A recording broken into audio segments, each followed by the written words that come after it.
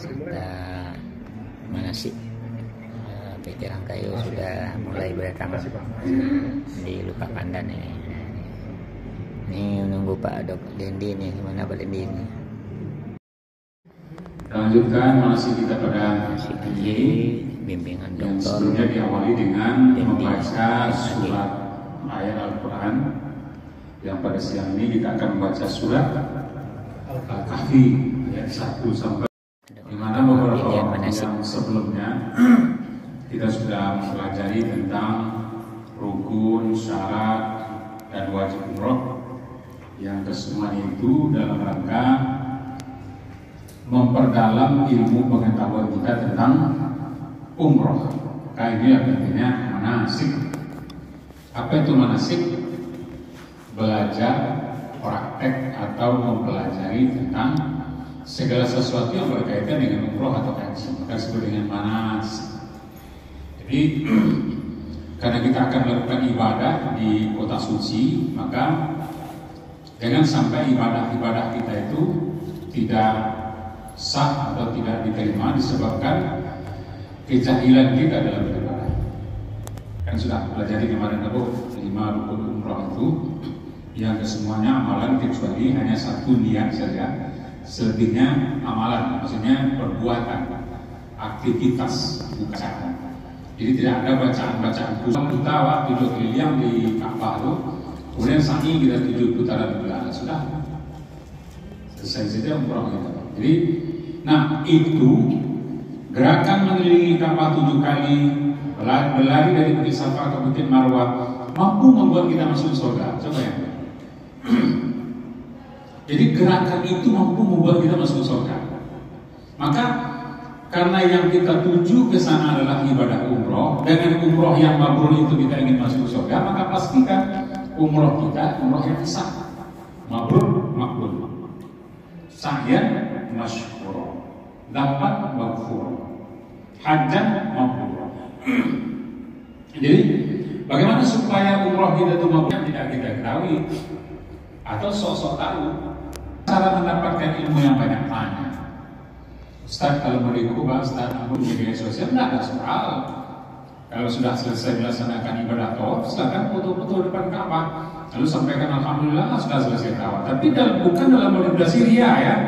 Tapi semata-mata mudah-mudahan ini menjadi syiar dakwah. Orang-orang yang melihat postingan kita di Facebook, di sosial media, ingin pula dia berangkat ke Makkah.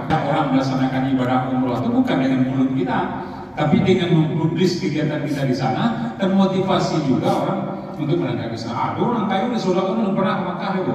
Pikirnya kok 1.000 sepakat, 200.000 sepakat. Ibu lama-lama nyicil gitu. Ongkos umroh. Boleh nyicil dalam konsep 10 tahun. Keinginan untuk melaksanakan ibadah umroh tinggi.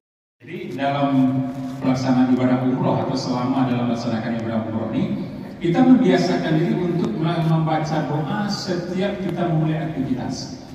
Tidur baca doa, bangun tidur baca doa, pergi ke masjid baca doa, masuk masjid baca doa, masuk ke kamar mandi baca doa, naik ke bus baca doa, tiba dalam bus baca doa, tiba di masjid itu baca doa, besok di masjid Kuba baca doa, tiba di masjid Alam baca doa, sebelum masjid Ka'bah baca doa, jadi doa kita baca. Kenapa kita mesti baca doa, Ustaz? Ad-doa silahul mu'min. Doa itu senjatanya bagi orang beriman. Jadi dia kami istirahat berhenti untuk melakukan kejahatan. Jadi kalau panjang umur kami, ya Allah, panjang pun jadikan sebagai alat untuk memperbanyak kebaikan. Tapi kalau sempat kami mati besok pagi, maka mati kami adalah supaya kami berhenti dari melakukan kejahatan. Jadi tidak ada yang rugi bagi kita, Pak. Orang beramal pendek umurnya berhenti dari kejahatan. Jadi aman itu ya Allah. Apa yang jual 357. Jadi khairu ma fiha, apa kebaikan-kebaikan. Ibu dan bapak, korma itu tidak ada wakuli itu, Pak. Tidak ada wakuli itu. Jadi korma dan wakili itu memang seperti itu dari batangnya. Tidak ada wakuli itu, sama di jambu gitu kan. Tidak ada wakuli itu. Jadi yang kita hanya bisa bertahun-tahun. Awal ada buah-buahan sih pada bertahun-tahun. Salah. Lihat tahu juga sembahyang itu lain. Mulai dari subuh. Sebelum subuh ada sembahyang. Ada apa itu sembahyang tahajud. tahajud gue 8 hampir kali salam, lalu tahajud witir 3 rakaat sebalik kan, berarti ada 5 kali ya sembahyang. Sudah tuh tunggu waktu subuh, begitu selesai azan orang sembahyang 2 rakaat. Apa tuh sunat fajar? Salat sunat al-fajr sembahyang. Lama itu dari subuh dari azan ke qamat itu lebih kurang 15 menit. Adalah waktu 15 menit itu sembahyang bisa kerja. Sembahyang sunat fajar. Oh, ada sembahyang 3 subuh di kampung. Karajuan sinan bayi sembahyang subuh 3. Usolli fardhu subhi raka'ataini qada'at lillahi ta'ala. Sengaja aku sembahyang subuh 2 rakaat, membayi sembahyang subuh dan 3 lillahi ta'ala. Karajuan sinan bayi sembahyang nilainya 1000 kali. Dan sudah sembahyang tu, bayi akaman orang sembahyang subuh 2 rakaat. Sudah sembahyang subuh, ada sembahyang jenazah, ikut sembahyang jenazah. Sudah sembahyang jenazah, yang keluar dulu zikir, terbit matahari, syuruk, ikut sembahyang sunat Isra. Dan selesai sembahyang sunat Isra, berhenti kan 5 menit, sembahyang sunat duha. Kalau banyaknya sembahyang saya kerja.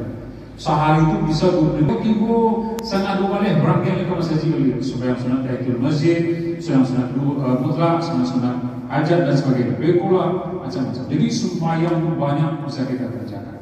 Ada sunat-sunat yang kadang-kadang belum jarang kita lakukan. Namanya sunat-sunat awabin. Apa sunat-sunat awabin? Sunat-sunat yang dikerjakan jaraknya waktunya dari maghrib ke isya. Jadi kalau misalkan kita tidak pulang sudah maghrib ke isya, tetap di masjid, laksanakan sunat-sunat awabin 2 rakaat 1 salam. Rakaat ini ada nilainya. Sunat. Jika ada orang melaksanakan sunat-sunat awabin, apa faedahnya atau keutamaannya? Dia dibangunkan satu istana yang indah di sana. Itu yang diinginkan oleh tentara Abraham. Jadi tentara Abraham inyo raja, lalu punya bangunan yang lebih hebat dari Ka'bah dan tidak pernah dikunjungi oleh orang. Sementara Ka'bah bagaimana itu bangunannya dikunjungi orang. Inyo iri dengan Ka'bah itu. Dua salam. Sebelum asar, dua sebelum asar. Sebelum asar, sebelum maghrib, 2 sebelum maghrib. Sesudah maghrib, 2 sudah maghrib. Sebelum isya, 2 sebelum isya. Sesudah isya, 2 sesudah isya. Nah, kalau misalkan